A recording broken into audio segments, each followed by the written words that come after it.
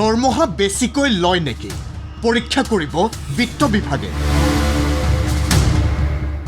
জিলা পৰ্যায়ত standing committee গঠন বিত্ত বিভাগৰ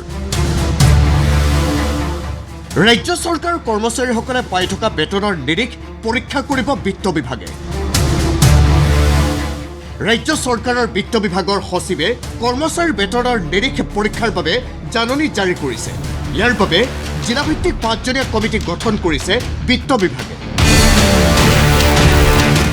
ডেপুটি ডাইৰেক্টৰ অডিট পৰ্যায়ৰ এগৰাকী বিষয়াক অধ্যক্ষ হিচাপে লৈ 5জনীয়া কমিটি গঠন কৰা হৈছে ডেপুটি একাউণ্ট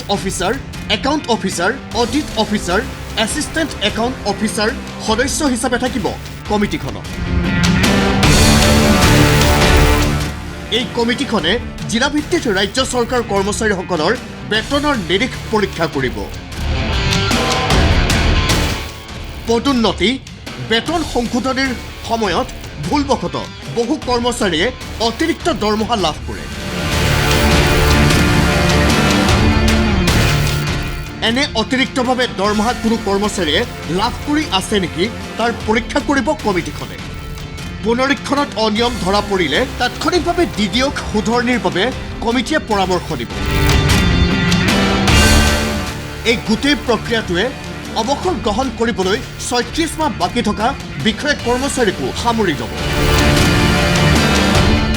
কিন্তু হঠাৎ বিত্ত বিভাগে কিয় কৰ্মচাৰীৰ বেতন পুনৰীক্ষণৰ সিদ্ধান্ত ল'লে অৱসৰৰ সময়ত কৰ্মচাৰীয়ে সন্মুখীন হোৱা সমস্যা দূৰ কৰাৰ বাবে এই সিদ্ধান্ত নে আন কোনো কাৰক আছে এই প্ৰক্ৰিয়াৰ আঁৰত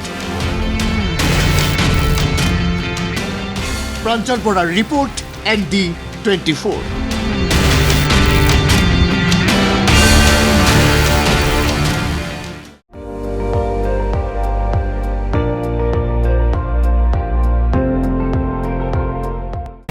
আপুনি চাই আছে ND24 সৰ্বশ্ৰেষ্ঠ নহয় সৰ্বোত্তমৰ দৌৰ